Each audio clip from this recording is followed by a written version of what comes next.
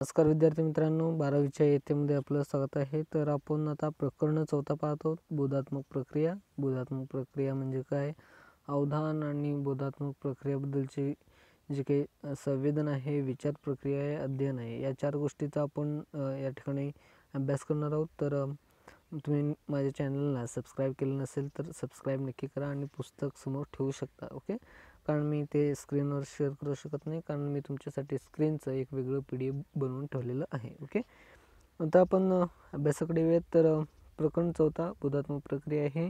यामध्ये आपण बोधात्मक प्रक्रिया म्हणजे काय, अवधान, संवेदन, विचार प्रक्रिया आणि अध्ययन या 4 गोष्टीचा चांगल्या सोप्या पद्धतीने आपण या पाठामध्ये अभ्यास करणार आहोत. ओके, तर अध्ययन उद्दिष्ट पाहत, खालचे अध्ययन उद्दिष्ट तुम्ही वाचून काढलं तरी चालेल त्या ठिकाणी, कारण आम्ही जे सांगतो ते सर्व अध्ययन उद्दिष्टामध्येच येतं. ओके, त्यानंतर कृती पहिला पाहूयात. कृती या ठिकाणी पहिला आहे. तर पुढील उदाहरणे वाचा व त्यातील प्रत्येकात वर्णन केलेल्या बोधात्मक प्रक्रियेचं नाव शोधण्याचा प्रयत्न करा. म्हणजे या ठिकाणी जे काही उदाहरण आहे त्यामध्ये जे काही बोधात्मक प्रक्रिया आहे ती त्या ठिकाणी त्यांचं एक नाव शोधण्याचा आपण प्रयत्न करायचा आहे. तर मी तुम्हाला सांगेनच. ओके, रेनाला ओव्हनमध्ये ठेवलेल्या पिझ्झेचा जळका वास ताबडतोब जाणवला. म्हणजे त्या ठिकाणी त्याला एक संवेदन त्या ठिकाणी त्याला जाणवलं बा. ओके, त्यानंतर महेश हा मानसशास्त्राचे शिक्षक वर्गात काय शिकवत आहेत याकडे नेहमी लक्ष देतो. म्हणजे तो अध्ययनाकडे लक्ष देतो पा. ओके, त्यानंतर श्री पाटील यांना त्यांचा एक माजी विद्यार्थी अचानक भेटला. त्यांनी त्या विद्यार्थ्याचे नाव आठवण्याचा प्रयत्न केला, त्यालाच आपण स्मरण देखील म्हणतो पहा. ओके, त्यानंतर सैफ हा गोष्टीचे पुस्तक वाचत होता व त्यामुळे तो घरपाठ करण्यास विसरला. या ठिकाणी विस्मरण देखील असे म्हणू शकतो. ओके, हे बोधात्मक नाव आहे, मी तसं सांगत आहे पहा. सर्व फायदे व तोटे विचारात घेऊन दिनेशने त्याचा व्यवसाय बदलण्यास ठरवले. म्हणजे त्या ठिकाणी त्याने समस्या सोडवण्याचा प्रयत्न केला पहा. तर आता आपण प्रस्तावनाकडे जाऊयात. प्रस्तावनामध्ये बोधात्मक प्रक्रिया म्हणजे काय तुम्हाला चांगल्या पद्धतीने या ठिकाणी दिलं आहे, मी सांगेनच. ओके, आता बोधात्मक प्रक्रिया म्हणजे आधीच नीट समजावून घ्या. म्हणजे काही वेळेस धड्याचं नाव असल्यामुळे काही वेळेस त्याचे बोधात्मक प्रतिक्रियाचं काही वेळेस बोर्डामध्ये बोधात्मक प्रक्रियेची संज्ञा स्पष्ट करा म्हणून किंवा एका वाक्यात उत्तर लिहामध्ये अर्थ लिहा असे किंवा व्याख्या लिहा असे प्रश्न देखील असतात. त्यामुळे तुम्ही समजून घेताना बोधात्मक प्रक्रिया नीट समजून घ्या. आता यामध्ये दिलं आहे व्याख्या पाहत. मेंदूच्या उच्च दर्जाच्या अशा सर्व प्रक्रिया ज्याद्वारे आपणास सभोवतालची असणारी जगाची जाणीव होते व आकलन होते, बोधात्मक प्रक्रियांचा अभ्यास मानसशास्त्राच्या बोधात्मक मानसशास्त्र या शाखेत केला जातो. तर व्याख्या कुठंपर्यंत आहे, तर या आकलन होते या ठिकाणी पर्यंत आहे. ओके, तर या ठिकाणी समजून घेण्यासारखं असं आहे की आपल्या मेंदूमध्ये जेव्हा एखादी उच्च दर्जाची म्हणजे एका चांगल्या दर्जाची ही प्रक्रिया म्हणजे आपण सभोवतालची जे काही वातावरण आहे त्या जगाची जाणीव आणि आकलन होते. आकलन आणि जाणीव या दोन्ही गोष्टी जेव्हा आपल्या सभोवतालच्या आपण जगात आहोत याद्वारे आपण त्या ठिकाणी सर्व प्रक्रिया त्या उच्च दर्जाच्या असतात त्या आपण जाणीव आणि आकलन करण्याचा प्रयत्न करतो. तर त्या ठिकाणी बोधात्मक प्रक्रिया घडून येते. ओके, आता बोधात्मक प्रक्रिया म्हणजे व्याख्याद्वारे थोडं समजून आलं असेल तर आपण उदाहरणाद्वारे पाहूयात. खाली या ठिकाणी दिलं आहे अवधान, वेदन, संवेदन, अध्ययन, स्मरण, विस्मरण, विचार करणे, समस्या सोडवणे, तर्क करणे, निर्णय घेणे इत्यादी बोधात्मक प्रक्रियाची उदाहरणे आहेत. आता या उदाहरणावरूनच तुम्हाला बोधात्मक प्रक्रिया म्हणजे लक्षात आलं असेल. अवधान, अध्ययन, संवेदन हे तुमचे जे काही भावना आहेत. त्यानंतर स्मरण, विस्मरण हे जे काही आत्ताशी मी वाचलो उदाहरणं ते सर्व मला वाटतं कृती 1 मधील जे काही उत्तर आहे ते या ठिकाणूनच घेतलेले आहे पहा. तर अशा प्रकारे या ठिकाणी जे काही बोधात्मक प्रक्रिया म्हणजे आपल्याला जेव्हा बोध होत असतो त्या अशा प्रकारच्या जे काही आपण ज्या ठिकाणी असतो त्या ठिकाणची जे काही सभोवतालची जगाची जाणीव होते त्या ठिकाणी त्याचे आकलन देखील होते. तर त्या ठिकाणी बोधात्मक प्रक्रिया घडून येते. ओके, उदाहरणांनी व्याख्याद्वारे तुम्हाला समजलं असेल. ओके, त्यानंतर आता या प्रकरणात आपण त्यापैकी काही बोधात्मक प्रक्रियांचा अभ्यास करणार आहोत. आता बोधात्मक प्रक्रिया या ठिकाणी 4 आहेत पहा. तर या ठिकाणी त्याचा अभ्यास करूयात. ओके, तर पहिला आहे अवधान. अवधान म्हणजे काय, अवधानाची व्याख्या आणि स्वरूप आणि अवधानाची अंगे. ओके, या दोन गोष्टीचा आपण अभ्यास करूयात. ओके, पहिला अवधान म्हणजे काय आणि त्याची व्याख्या म्हणजे काय हे समजून घेऊयात. ओके, तुम्ही वाटल्यास स्क्रीनवर देखील पाहू शकता, मी पॉईंट्स देखील दिलेत. आपल्या सभोवताली असणाऱ्या अनेक उद्दीपकांची आपल्या ज्ञानेंद्रियामार्फत सतत जाणीव होत असते. म्हणजे तुम्ही एखादी गोष्ट करत आहात, तुम्ही बघत आहात, ही जी काही प्रक्रिया आहे, जे काही उद्दीपक आहे, ते जे तुमचे ज्ञानेंद्रिय म्हणजे जे काही पंचेंद्रिय आहेत त्याच्याद्वारे तुमच्या मनामध्ये त्याची जी काही सतत जाणीव हे होत असते. म्हणजे आपलं जे काही विचार आणि मन आणि बुद्धी या तिन्ही गोष्टीचं आपण या बघण्यावर देखील लक्ष लागत असतं पहा. ओके, परंतु सभोवतालच्या सर्वच उद्दीपकांकडे आपले एकाच वेळी लक्ष जात नाही. म्हणजे आपण जेव्हा बघत असतो तेव्हा सर्व जे काही त्या ठिकाणची आपण सर्व बघत आपण दिलेल्या डोळ्यासमोर जे काही दिसतं ते सर्व आपण एकदाच बघू शकतो का? नाही. म्हणजे सर्व गोष्टी त्या ठिकाणी नियंत्रणात येत नाहीत. त्याच्यातील एक छोटासा गोष्ट तुम्हाला नियंत्रण येताना दिसतो. म्हणजे तुम्हाला एका त्या ठिकाणी तुम्ही जादू पाहत असेल तर जादूमध्ये जादूगाराचं तोंड तुम्ही एकदाच पाहता. ओके, त्यानंतर तो काय करतो, हाताने काय करतो, या गोष्टीकडे जास्त लक्ष असतं. म्हणजे ओके, समजलं असेल. परंतु सभोवतालच्या सर्वच उद्दीपकांकडे आपले एकाच वेळी लक्ष जात नाही. आपण काही उद्दीपकांची निवड करतो व त्यामुळे त्याच उद्दीपकांची आपल्याला जाणीव होते. म्हणजे मी आताशी जो काही उदाहरण सांगितलं त्याप्रमाणे एखादा जादूगार त्याच्या हाताकडे जो काही तो कृती करत जातो त्याच्याकडेच आपल्याला लक्ष वेधत जात आहे पहा. ओके, त्यानंतर म्हणूनच अवधान ही निवडक प्रक्रिया आहे. म्हणजे अवधान ही एक निवडक प्रक्रिया आहे पहा. निवडक म्हणजे तुम्ही जेव्हा लक्ष देत असता त्या तुमच्या डोळ्यांनी जेव्हा पाहत असता त्यावेळेस जेव्हा तुम्ही एखाद्याला निवडलेलं असतं तेच एक अवधान असतं पहा. ओके, तर अवधान प्रक्रिया आहे. तर अनेक मानसशास्त्रज्ञांनी अवधानासंदर्भात विविध व्याख्या दिल्या आहेत. त्यातील काही व्याख्या पुढील प्रमाणे पाहूयात. आता तुम्हाला समजलं असेल तर तुम्ही व्याख्या लिहू शकता. आता दोन शास्त्रज्ञांच्या मते पाहूयात. ओके, पहिला आहे गिलफोर्डच्या मते. ओके, जाणीवेच्या क्षेत्रातील वस्तू, व्यक्ती व घटना म्हणजे जाणीव हे देखील लक्ष मी आता सांगितलं उदाहरण लागू होईल पहा. तुम्ही त्या जगात आहात तशी एक जाणीव असते. त्या ठिकाणची वस्तू, व्यक्ती, घटना. आता तुम्हाला वस्तू म्हणजे जादूगार काहीतरी करत आहे, एक जादूगार एक व्यक्ती आहे हे एक समजलं असेल. त्याच्या केंद्रस्थानी आणण्याचा मानसिक प्रक्रिया म्हणजे आपण त्याच्या जे काही क्रिया आहे त्याच्या केंद्रस्थानी जेव्हा आपण येत असतो त्यावेळेस त्या ठिकाणी मानसिक प्रक्रिया जेव्हा आपल्या त्या केंद्रस्थानी जात असते त्या ठिकाणी अवधान घडत असतो असं देखील हे गिलफोर्डचे मानसशास्त्रज्ञांचं मत आहे पहा. त्यानंतर दुसरा पाहूयात नॉर्मन मन यांच्या मते. ज्या मानसिक प्रक्रियाद्वारे काही ठराविक उद्दीपक समूहाला बोधावस्थेच्या केंद्रस्थानी आणले जाते ती मानसिक प्रक्रिया म्हणजे अवधान होय. तर हे देखील एक चांगल्या प्रकारे व्याख्या आहे पहा. जे आपण मानसिकदृष्ट्या आपण एखाद्या ठिकाणी लक्ष केंद्रित करत असतो किंवा आपलं बोधावस्था केंद्रस्थानी नेलं जातं तर त्या ठिकाणी आपले अवधान ही प्रक्रिया प्राप्त होत असते. आता तुम्हाला अवधान म्हणजे काय चांगल्या प्रकारे समजलं असेल. ओके, आता माहिती आहे का तुम्हाला या ठिकाणी छोटंसं पॅरेग्राफ आहे ते पाहूयात. ओके, उद्दीपकांच्या तीव्रता, उद्दीपकांचे आकारमान, उद्दीपकांची पुनरावृत्ती, उद्दीपकांची हालचाल इत्यादी अवधानावर परिणाम करणारे वस्तुनिष्ठ घटक आहेत. त्याचप्रमाणे आता जेव्हा उद्दीपक म्हणजे तुम्हाला जे काही दिसतं, जे काही कोणीतरी कार्य करतं हे जेव्हा उद्दीपक घडत असतं तर त्यावेळेस त्या ठिकाणी तीव्रता, आकारमान, पुनरावृत्ती आणि त्याची हालचाल इत्यादी गोष्टी त्या ठिकाणी तुम्हाला पाहण्यास परिणाम करत असतात पहा. त्याचप्रमाणे अभिरुची, प्रेरणा, मनस्थिती, अभिवृत्ती इत्यादी अवधानावर परिणाम करणारे व्यक्तिनिष्ठ घटक आहेत. म्हणजे हे बाकीचे देखील घटक त्या व्यक्तीवर परिणाम करताना दिसत आहेत पहा. आता अवधानाची अंगे पाहूयात. ओके, दुसरा आहे त्याच्यामधील उपघटक आहे. आता व्याख्या आणि स्वरूप समजून घेतलं तर आपण अवधानाची अंगे बघून घेऊयात. ओके, अवधानाची अंगे आहेत. त्यातील महत्त्वाचे अंगे पुढील प्रमाणे या ठिकाणी मला वाटतं 4 अंगे आहेत. पहिला पाहूयात अवधान कक्षा. ओके, अवधान कक्षा म्हणजे काय ते पाहूयात. अवधान कक्षा म्हणजे या ठिकाणी पहिला मी जो काही व्याख्या आहे ती वाचतो. ओके, व्यक्ती एकाच दृष्टिक्षेपात जेवढ्या उद्दीपकांकडे लक्ष देऊ शकते ती संख्या होय. आता एका दृष्टिक्षेपात म्हणजे तुम्हाला एकदा बघितल्यावर एकदा म्हणजे तुम्ही जेव्हा पटकन बघत असतात तर त्यावेळेस त्या ठिकाणी तुमचं काही लक्ष आहे ते कशावर जात असते ती एखादी संख्या म्हणजे त्या ठिकाणी तुमची जी काही अवधान आहे ती कक्षा म्हणजे तुम्ही त्या बघण्याचा जो काही दृष्टिकोन आहे तो एका कक्षेत असतो त्याला त्या ठिकाणी अवधान कक्षा म्हटले जाते पहा. ओके, तर आपण पुढे जाऊयात. आपली अवधान कक्षा अत्यंत मर्यादित आहे. मर्यादित म्हणजे आपण जेव्हा एखादी संख्या वगैरे बघत असतो तर त्या ठिकाणी ती मर्यादित असते. आता तुम्हाला एक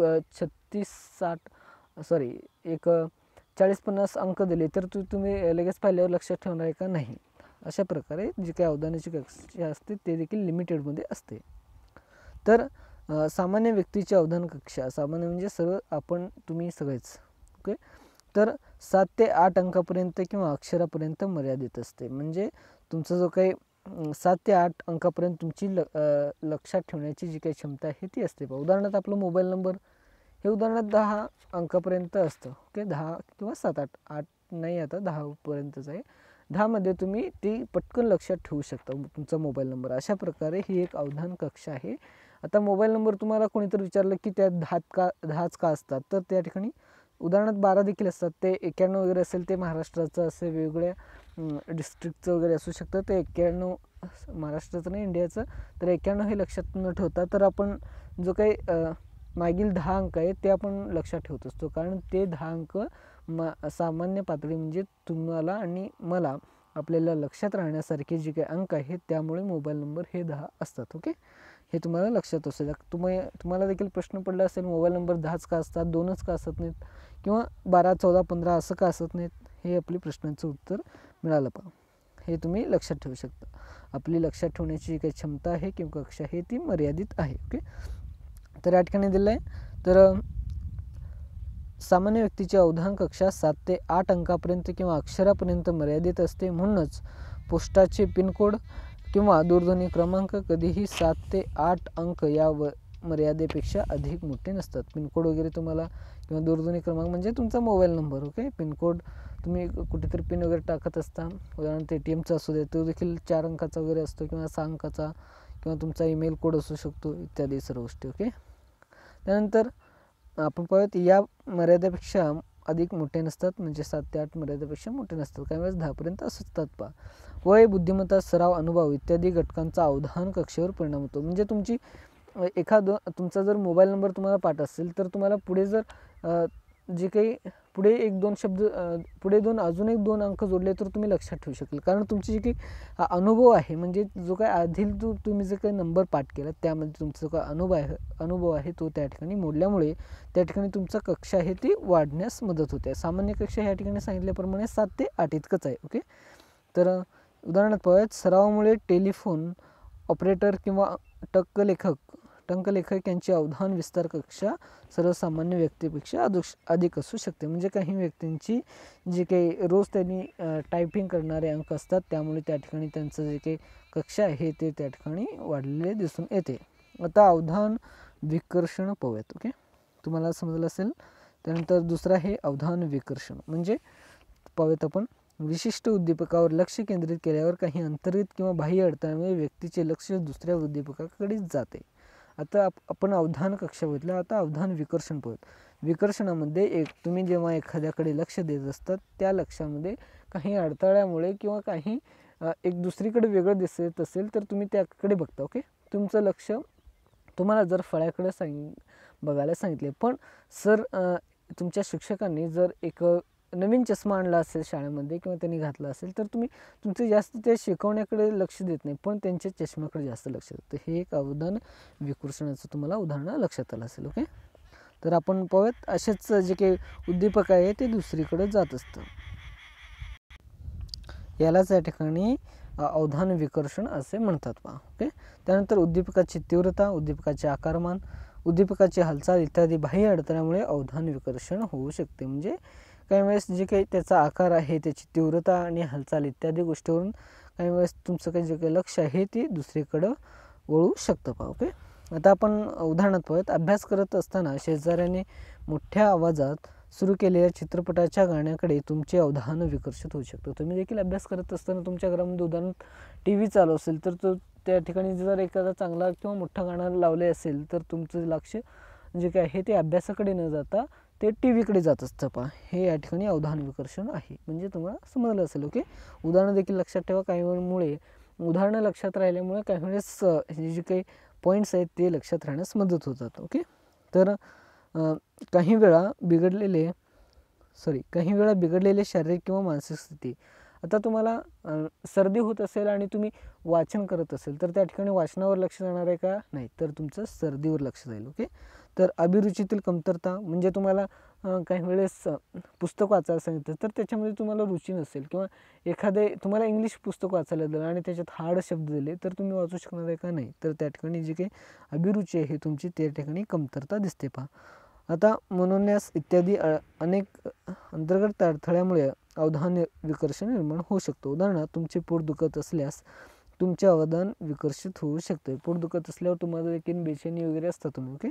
तर कृती दुसरा पॉईंट त्या ठिकाणी पुढील विकर्षणामुळे होऊ शकणारा अवधान विकर्षण कमी करून अभ्यासातील अवधान कसे वाढवता येईल यावर तुमचे मानसशास्त्रांच्या शिक्षकांची चर्चा करा. आता तुम्हाला तुमचं जे काही अभ्यासातील जे काही लक्ष आहे ते तुम्हाला वाढवायचं आहे. ओके. हे जर पहिल्यांदा समजून घ्या. तुम्हाला लक्ष वाढवायचं असेल तर तुम्ही बाकीच्या गोष्टीकडे लक्ष जर आकर्षण जरी केली तर आपण त्याच्याकडे लक्ष द्यायचं नाही. तर अशा प्रकारच्या ठिकाणी पहिला आहे प्रसारमाध्यम. आता प्रसारमाध्यम म्हणजे तुमचा मोबाईल येईल, तुमचे व्हॉट्सअप, त्यानंतर काय तुमचे जे काही शॉर्ट व्हिडिओ असेल किंवा यूट्यूबवरचे व्हिडिओ असेल किंवा यूट्यूबवर तुम्ही चांगल्या व्हिडिओ पाहत असेल तर चांगले देखील असतात, काही बेकार देखील असतात. तुम्ही बेकार व्हिडिओ पाहत जाऊ नका. ओके. उदाहरणार्थ प्रँक वगैरे त्यांच्या गोष्टीवर तुम्ही जास्त पाहू नका, कारण शिक्षणावर जास्त भर देत चला. ओके. अशाच प्रकारे प्रसारमाध्यमामध्ये म्हणजे तुम्ही जर कधी मोबाईल काढून बसता. ओके. मोबाईलमध्ये तुम्ही काय बघता? व्हॉट्सअप बघत असता. ओके. व्हॉट्सअप स्टेटस वगैरे. तर स्टेटस न बघण्यापेक्षा आपण त्याच ठिकाणी तुमच्याजवळ मोबाईल आहे ना, तर त्या मोबाईलमध्ये एखादं तुमच्या बुकचं PDF घ्या आणि त्या ठिकाणी वाचत बसा. ओके. अशा प्रकारे तुम्ही जर केलात तर त्या ठिकाणी जे काही तुमची अवधान प्रक्रिया आहे ती पुस्तकामध्ये रमेल. तुमचा मोबाईल आहे, मोबाईलमध्ये पुस्तक आहे, तुम्ही दुसरे देखील पुस्तक वाचू शकता. म्हणजे त्यावेळेस तुम्ही वाचत असताना आता मोबाईलवरून तुम्हाला कंटाळा आला तर तुम्ही पुस्तक म्हणजे प्रसारमाध्यमातून तुम्हाला एक चांगली वळण देखील लागू शकते. ओके. त्यानंतर मोबाईलमधील गेम्स तुम्ही देखील गेम्स खेळत असाल, उदाहरणार्थ PUBG वगैरे, तुम्ही जास्त हे खेळू नका, कारण त्याच्याकडे जेव्हा आपल्याला सवय लावून घेत असतो PUBGमुळे. ओके. PUBG हे एक उदाहरण सांगितलं. फ्री फायर आहे ते तुमचे आवडते वगैरे खेळ असतील तर अशा गोष्टीमध्ये लक्ष न देता आपण त्या ठिकाणी जे काही आमचे जे काही अवधान विकर्षण आहे ते त्या ठिकाणी कमी करण्यासाठी गरजेचे असते. ओके.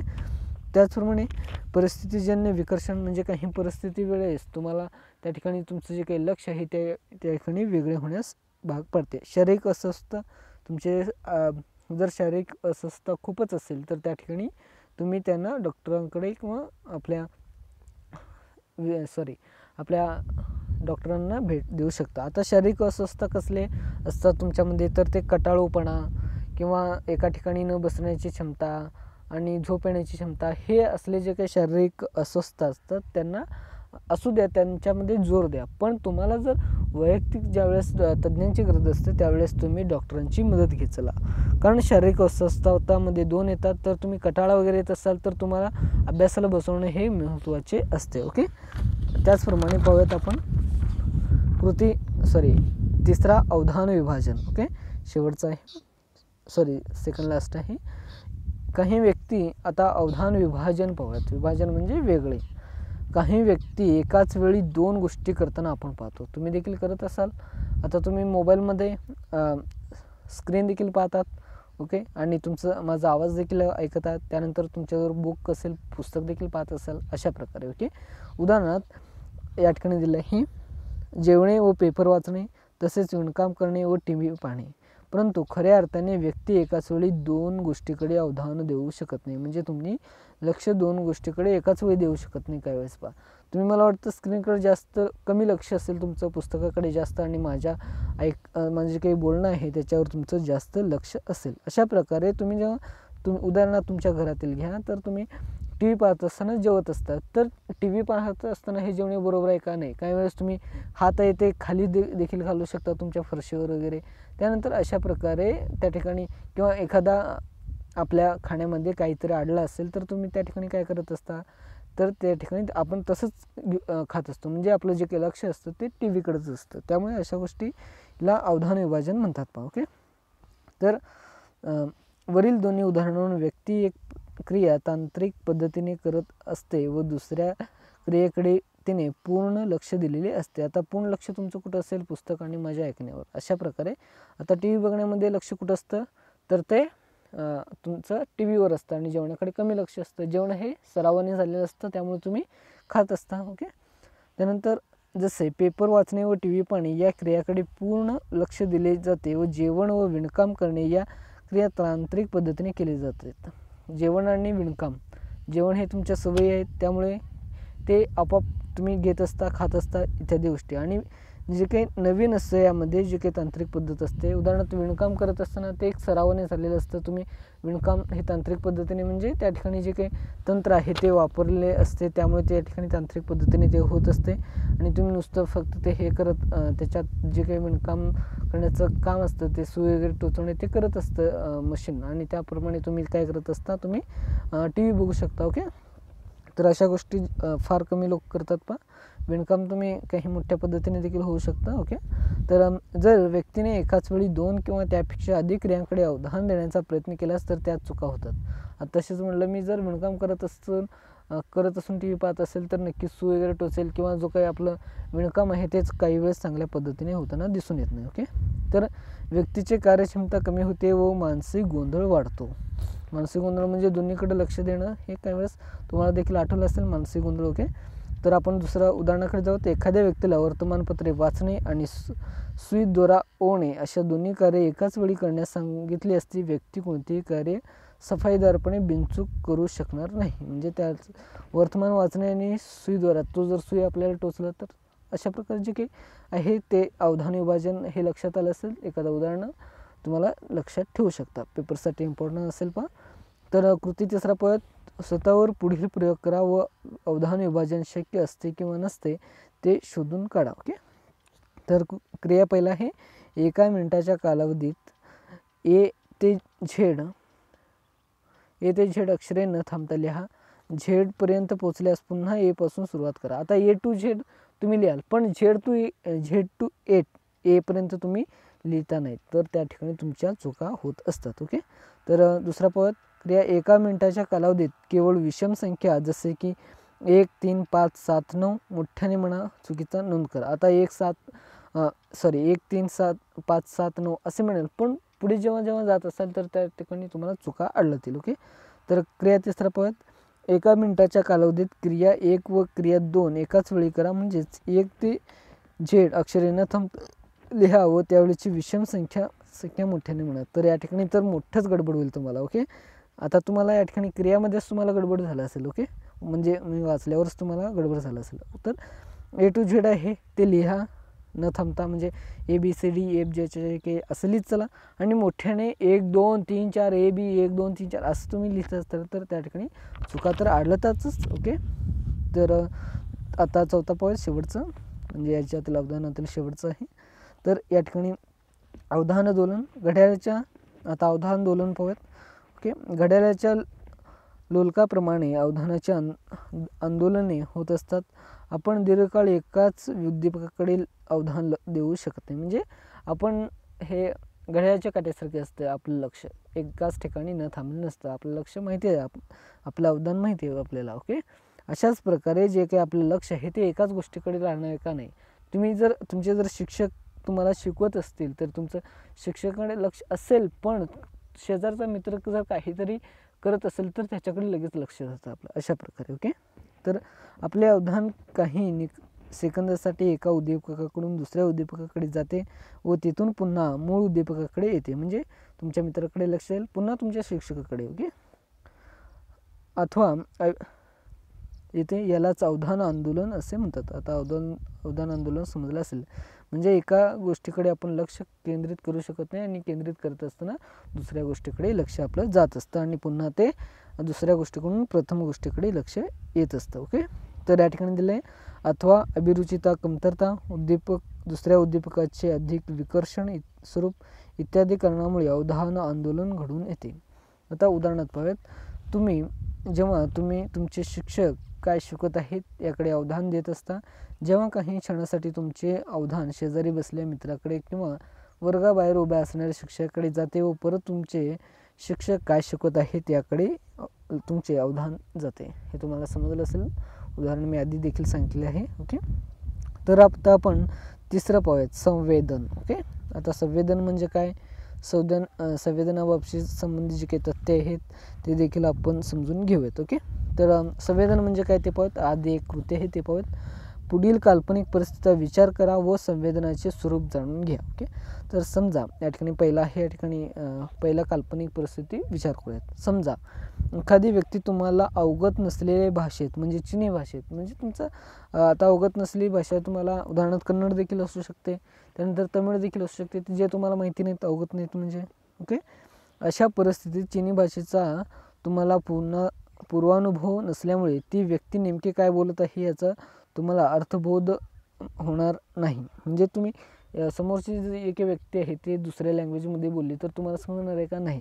ओके, अशा परिस्थितीत तुम्हाला ती व्यक्ती केवळ काहीतरी बोलत आहे एवढीच जाणीव होईल. म्हणजे काहीतरी बोलत आहे एवढंच आपल्याला लक्षात येईल. ते काय बोलते याच्याकडं, ती काय बोलणार आहे याच्याकडे आपले जे काही म्हणजे तिची जी काही भाषा आहे ते आपल्याला समजली जात नाही. आता दुसरं पॉईंट, समजा एखादी व्यक्ती तुम्हाला अवगत असलेल्या भाषेत, मराठी इंग्रजी भाषेत तुमच्याशी बोलत आहे. आता मी तुमच्याशी बोलत आहे हे एक मराठी भाषेत आहे, म्हणजे मी बोललेलं तुम्हाला समजतं. ओके, अशा परिस्थितीत मराठी इंग्रजी भाषेचा तुम्हाला पूर्वानुभव असल्यामुळे ती व्यक्ती नेमके काय बोलत आहे याचा तुम्हाला पूर्णपणे अर्थबोध संवेदन होईल. ओके, म्हणजे मी जो काही बोलत आहे ते तुमच्याबरोबर माहिती आहे, माझे शब्द आणि अक्षर ज्ञान आणि मी काय शिकवत आहे याच्याकडं हे जे काही अनुभव आहेत ते पूर्वी तुमच्याजवळ असल्यामुळे त्या ठिकाणी हे जे काही आहे ते तुम्हाला समजण्यास मदत होईल. पहा मी जे काही शिकवत आहे अशा पद्धतीने. ओके, त्यालाच आपण संवेदन असे म्हणू शकतो. पहा ओके, या ठिकाणी वरील उदाहरणावरून तुम्हाला असे लक्षात येईल की, आता या ठिकाणी सूत्र दिले पाहू. संवेदन म्हणजे इज इक्वल टू वेदन पूर्वानुभवाच्या आधारे वेदनाला अर्थ देणे. आता माझं जे काही वेदन आहे ते तुमच्या जे काही जे काही मी शब्द बोलतो ते तुमच्या आधीच आहेत, तर त्याच्या आधारे मी शिकवले जे काही समजून घेणे आहे तेच त्या ठिकाणी त्या जे काही वेदना आहे त्याला एक अर्थ देणे असा या ठिकाणी होतो. ओके, आता खाली पॉईंट सविस्तर चांगल्या प्रकारे दिले, संवेदन, अर्थ आणि व्याख्या. ओके, तर दैनंदिन जीवनात आपण आपल्या सभोवताली असलेल्या विविध वस्तू, ध्वनी, स्पर्श, चव व गंध, दृश्य इत्यादी सहजपणे ओळखू शकतो. आता तुम्हाला तुमच्या घरातील आणि शाळेतील मित्रमंडळी, वर्ग, तुम्ही जेवणे, खाणे, पिणे, झोपणे इत्यादी गोष्टीवर तुम्हाला हे रोजच्या जीवनातील घटक आहेत तुमच्या, ते तुम्ही पूर्वानुभवले आहेत, तुम्ही शिकलेले आहेत, आत्मसात करून घेतलेले आहेत. ओके, तर हे तुम्ही चांगल्या पद्धतीने ओळखू देखील शकता. ओके, म्हणजेच बाह्य जगाचे आकलन होत असताना सर्वप्रथम वेदन घडून येते. म्हणजे तुम्हाला त्या ठिकाणी जो काही बाह्य जग म्हणजे तुमच्या शरीराला सोडून जे काही बाह्य जग असतं, तर त्या ठिकाणी तुम्हाला सर्वप्रथम त्या ठिकाणी तुम्हाला ते त्या ठिकाणी तुम्ही बघता, त्यानंतर त्याला अवधान घडून येते व शेवटी मेंदूमार्फत उद्दीपकाला अर्थ दिला जातो. तुम्ही जेव्हा बघता त्यानंतर तुमच्या लक्षात येतं आणि लक्षात आल्यानंतर तुम्ही ते जे काही त्याने काय म्हणते ते बघण्यासाठी ते मेंदूकडे पाठवले जाते. ठीक, उद्दीपकाचा अर्थ देण्याची ही प्रक्रिया म्हणजे संवेदन होय. आता उद्दीपक काय म्हणे, आता तुम्ही तुमच्याशी बोलत आहे. ओके, नाही, तुमचा मित्र तुमच्याशी बोलत आहे असं समजून घ्या. आता मित्र तुमच्याशी बोलत आहे, हा कोण आहे, मित्र. म्हणजे मित्र आहे हा तुमचा, तो काय बोलत आहे, आपल्याशीच बोलत आहे. हे तुम्हाला जेव्हा समजतं तेव्हा त्या ठिकाणी वेदन घडून येते. त्यानंतर तो काय बोलणार आहे, काय बोलला, तर ते बोलल्यावर तुमच्या मेंदूला जाणार आहे आणि मेंदूने त्याच्यासाठी जे काही रिप्लाय किंवा उत्तर पाठवतो, तर रिप्लाय कसं पाठवणार आहे तो, आधी जेव्हा त्याच्या गोष्टी माहिती असतात, त्याची भाषा आणि तो काय बोलणार आहे आणि त्याचं उत्तर काय असेल, या सर्व गोष्टी जेव्हा तो जेव्हा बोलेल आणि त्याचा जो काही रिप्लाय आहे तो तुम्ही तुमच्या मित्राला देता आणि मित्राला दिल्यावर त्या ठिकाणी काय घडून येतं, संवेदन घडून येतं. ओके, कोणत्याही उद्दीपकाला अर्थ देण्यासाठी पूर्वानुभव असणे आवश्यक असते. म्हणजे तुम्हाला एखाद्या मित्रांनी जर तुम्हाला, म्हणजे मी सांगितल्या उदाहरणातल्या मित्रांनी जर तुम्हाला एखादी गोष्ट बोला, ती गोष्टच तुम्हाला माहिती नसेल तर ते तुम्हाला समजणार आहे का, तुम्ही त्याच्या आधारे त्याला काय रिप्लाय देणार, मला समजलं नाही. ओके, असं देणार आहेत. जर तुम्हाला जे गोष्टी माहिती असेल तर तुमच्या मित्रांनी म्हटलं तर चला शाळेत जाऊयात असं म्हटलं त्यांनी, तर तुमच्याजवळ जे काही अनुभव असेल, आता शाळाच म्हणजे माहिती नाही, हे जेव्हा तुमच्यात घडून येते तर अशा प्रकारे न घडून येतं. तुम्हाला शाळा म्हणजे माहिती आहे, शाळेत जाणे हे महत्त्वाचे असते. हे सर्व प्रक्रिया जेव्हा माहिती असतात त्यामुळे तुम्ही शाळेत देखील जाता. अशा प्रकारची तुमची जी काही विचार प्रक्रिया आहे त्यामध्ये संवेदन घडून येतं. ओके, जास्त गडबडून जाऊ नका. ओके, आता तुम्ही बाकीच्या गोष्टी जर समजून घेतल्या नसेल तरी चालतील, पण या ठिकाणी जे काही व्याख्या आहे ती बघूयात आधी. ओके, बाह्य वातावरणातून प्राप्त झालेल्या माहितीला पूर्वानुभवाद्वारे अर्थ देण्याची प्रक्रिया म्हणजे संवेदन होय. आता तुम्हाला आधी तुमच्याजवळ असलेले ज्ञान, त्या ज्ञानाआधारे तुम्ही त्या व्यक्तीला देणारे रिप्लाय किंवा प्रक्रिया देण्याची जी काही प्रक्रिया आहे त्यालाच आपण संवेदन म्हणतो. ओके, समजलं असेल. बाई सोपी व्याख्या दिलेली आहे. आता संवेदनाशी संबंधित तथ्ये पाहूयात. या ठिकाणी मला वाटतं 2 तथ्ये ते पाहूयात. आता समग्रतेकडून आशिकतेकडे आणि आशिकतेकडून समग्रतेकडे. आता आशिकते आणि समग्र या दोन्हीमध्ये कन्फ्युजन होऊन जाऊ नका. आता या दोन्हीचा अभ्यास जे काय आहे ते कृती नंबर 5 मध्ये झाला आहे. आता 5 पाहूयात. ओके, पुढे दिलेल्या चौकटीतील माहिती वाचा आणि समग्रतेकडून आशिकतेकडे आणि आशिकतेकडून समग्रतेकडे या प्रक्रिया जाणून घेण्याचा प्रयत्न करा. आता तुम्हाला या ठिकाणी काही अक्षर किंवा अंक काय असेल ते तुम्हाला दिसेल. ओके, निळ्या अंकात. ओके, तर पहिल्यामध्ये एल दिसेल, दुसऱ्यामध्ये तुम्हाला एच दिसेल, तिसऱ्यामध्ये बी दिसेल.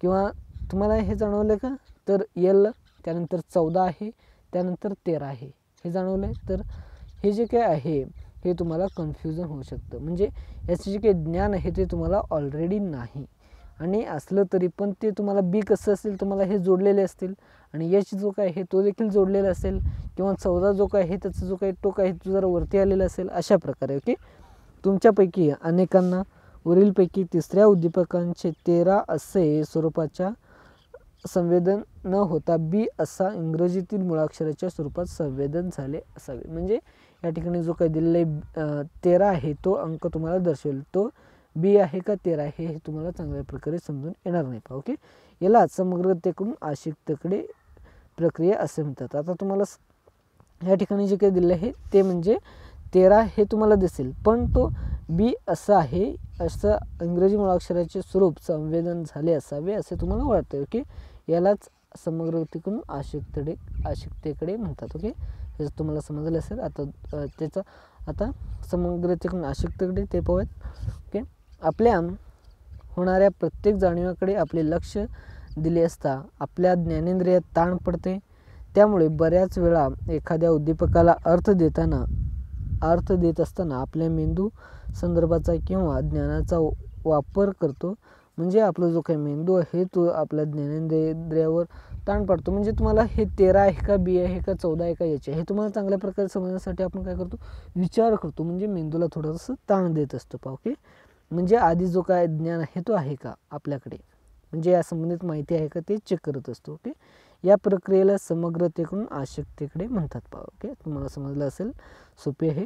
जेव्हा आपण समग्रतेकडून आशिकतेकडे प्रक्रिया वापरतो तेव्हा माहितीचा अर्थ लावण्याची आपली क्षमता ही ती माहिती कोणत्या संदर्भात आहे यानुसार प्रभावित होते. म्हणजे हे जी काही दिलेली माहिती आहे ती कशावर प्रभावित होते हे आपण पाहत असतो. ओके, तर पुढे पाहूयात. तुमच्यापैकी अनेकांना वरीलपैकी तिसऱ्या उद्दीपकांचे 13 असे अंकाच्या स्वरूपात संवेदन झाले असावे. यालाच आशिकतेकडून समग्रतेकडे म्हणतात. आता आपण वरच्यामध्ये जर पाहिलं तर या ठिकाणी तुम्हाला पहिल्यांदा बी जाणवलं असेल तर त्या ठिकाणी समग्रतेकडून आशिकतेकडे म्हणतात. आता दुसऱ्यामध्ये तुम्हाला जर त्या ठिकाणी 13 जाणवलं असेल तर त्या ठिकाणी त्याला आशिकतेकडून समग्रतेकडे असे म्हणतात. ओके, उदाहरणावरून चांगलं लक्षात आलं असेल. फक्त 13 आणि बी हे दोन्हीवर भर द्या. ओके, तर बऱ्याच वेळा आपल्या संवेदनाचा अनुभव हा पूर्णपणे ज्ञानेंद्रियांनी ग्रहण केलेल्या माहितीवर अवलंबून असतो व तो माहितीच्या संदर्भात प्रभावित होत नाही. म्हणजे माहिती असतं काही वेळेस हे 13 आहे का बी आहे, पण आपण कन्फ्युजन होतो. आपल्याला माहिती असतं हे 13 आहे. ओके, अशा प्रकारे व तो माहितीच्या संदर्भानुसार प्रभावित होत नाही. अशा वेळी आपण बाह्य जगातील उद्दीपकांच्या सर्वप्रथम माहिती ग्रहण करतो व तिचे मज्जावेगात रूपांतर करतो व त्यानंतर शेवटी तिला अर्थ देण्याचा प्रयत्न करतो.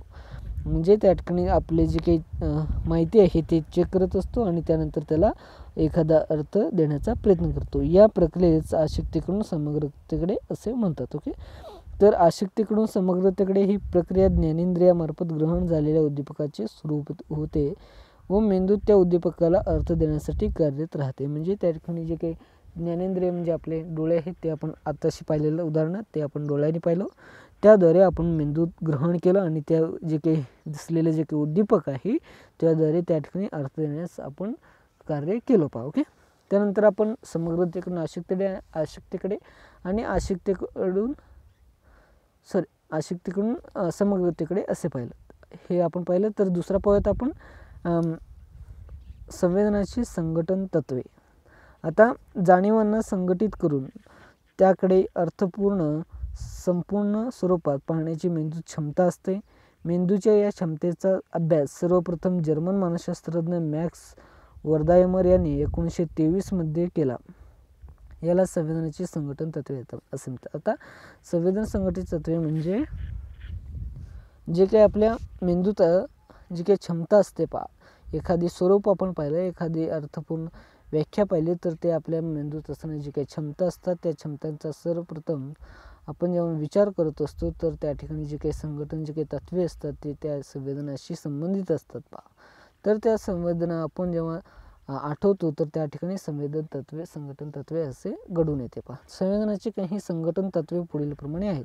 आता संघटन केलेली जे काही तत्वे आहेत ते पाहूयात. ओके. आता पहिला आहे त्याच्यातील समीपतेचे तत्व. ओके.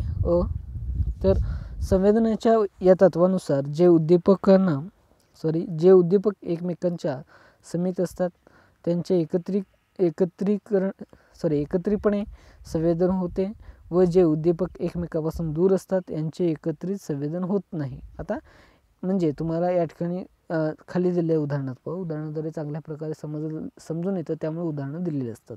या ठिकाणी तुम्हाला डॉटर दिसेल किंवा एखादा वर्तुळ दिसेल छोटी. आता तुम्हाला या ठिकाणी 4 वर्तुळांचा समूह दिसेल. काही वेळेस तुम्हाला उभ्या रांगेत दिसेल, काही आडव्या रांगेत दिसेल. तर तुम्हाला या ठिकाणी कन्फ्युजन होत असतं की हे ओळखण्यात आहे. ओके.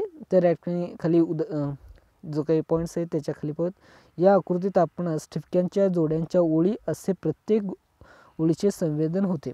या ठिकाणी जे काही ठिपक्यांचे जे काही ओळी आहेत हे आपल्याला दिसतात. ओके. आपण देखील म्हणू शकतो काय म्हणजे ठिपक्यांच्या ओळींचे रांग आहेत. ओके. त्यामुळे सर्वसाधारणपणे 4 ठिपक्यांची ओळ असे संवेदन न होता 4 ठिपक्यांचे 4 जोड्यांची ओळ असे संवेदन होते. म्हणजे तुम्हाला त्या ठिकाणी जे काही ओळ आहे ते कशाचे आहे तर आपण 8 ठिपक्यांची रांग म्हटलो किंवा ओळ म्हटलो तर हे रिअली कशाचं आहे तर 4 ठिपक्यांचं या ठिकाणी ओळ आहे पहा, आडव्या पद्धतीने पाहिला तर. ओके. तर त्यानंतर पाहूयात समानतेचे तत्व. तर या ठिकाणी दिल्याप्रमाणे पहिल्यांदा त्या ठिकाणी समानतेचे तत्व समजून घेऊयात. संवेदनाच्या या तत्वानुसार जे उद्दीपक समान स्वरूपाचे असतात त्यांचे एकत्रितपणे संवेदन होते व जे उद्दीपक समान स्वरूपाचे नसतात त्यांचे एकत्रित संवेदन होत नाही. म्हणजे या ठिकाणी जे काही समानतेच्या तत्वामध्ये त्या ठिकाणी जे काही उद्दीपक आहे म्हणजे आपल्याला दिसणारं जे काही साधन आहे त्यामध्ये आपण जे काही समान स्वरूपाचे एकत्रितपणे आपण जेव्हा संवेदन करतो तर त्या ठिकाणी जे काही उद्दीपक आहे ते जेव्हा समान नसतात किंवा एकत्रित नसतात तर त्या ठिकाणी संवेदन त्या ठिकाणी घडून येत नाही. आता उदाहरणाकडे जाऊयात. पान नंबर 36 वर या. तर या आकृतीत ठिपक्यांचा उभ्या 4 ओळी. तर तुम्हाला आधी हे चित्राकडे पहा. ओके. यामध्ये काय दिसेल तर मी मगाशी सांगितल्याप्रमाणे तुम्हाला या ठिकाणी 4 ओळी किंवा 4 रांगा दिसतील तुम्हाला.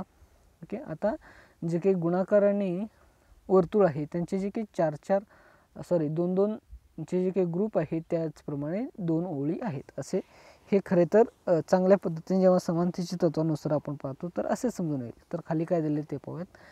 या आकृतीत ठिपक्यांच्या उभ्या 4 ओळी व फुलांच्या 4 उभ्या ओळी असे संवेदन होते. आपल्याला काय दिसते तर या ठिकाणी उभ्या आणि उभ्या जे काही गुणाकार आणि फुलांच्या आणि जे काही वर्तुळाच्या गुणाकार आणि वर्तुळाच्या असं म्हणूयात आपण जे काही दिसतात ते उभ्या 4 दिसतात. ओके. आपण दिसल्यावर आपण त्या ठिकाणी संवेदनच घडत असते. ओके. सर्वसाधारणपणे ठिपका फुली याप्रमाणे आडव्या 4 ओळीचे संवेदन होत नाही. म्हणजे त्या ठिकाणी दिलेले कसं आहे तर त्या ठिकाणी जो काही ठिपके आहेत आणि त्यानंतर फुले आहेत ठिपका फुले याचप्रमाणे आडव्या 4 ओळीचे त्या ठिकाणी आपल्याला आडव्या आणि ठिपके ओळी दोन दोन जे काही त्याच्या 4 जे काही ते 2 ओळीमध्ये आहेत असं आपल्याला संवेदन होत नाही, म्हणजे ते आठवण्याचा प्रयत्न आपण करत नाही. आता सातत्याचे तत्व पाहूयात. ओके, ई आहे सेकंड लास्ट. संवेदनाच्या तत्वानुसार एखाद्या उद्दीपकाचे विशिष्ट दिशेने सातत्यपूर्ण संवेदन होते. या तत्वानुसार जरी 2 उद्दीपक एकमेकांना छेदून जात असेल तरी त्यांचे तुटकपणे संवेदन न होता त्यात सातत्य दिसून येते. आता तुम्हाला सातत्याच्या तत्वामध्ये तुम्हाला काय दिसेल, अगोदर या चित्राकडे किंवा आकृतीकडे पहा तर तुम्हाला एल दिसेल, त्यानंतर एक आडवी रेष जाताना दिसेल. ओके, एवढं दिसेल तुम्हाला. त्यानंतर आपण हे मॅथ्समध्ये पाहिलं, आपल्या ऑलरेडी आहे आपल्या डोक्यात, तुमच्या डोक्यात आणि माझ्या डोक्यात. ओके, मॅथ्समध्ये असे असतात. तर या ठिकाणी पाहूयात खाली काय दिलं आहे. या आकृतीत सरळ उभ्या व सरळ आडव्या रेषेत इंग्रजीतील एल या मुळाक्षराच्या स्वरूपात संवेदन होते.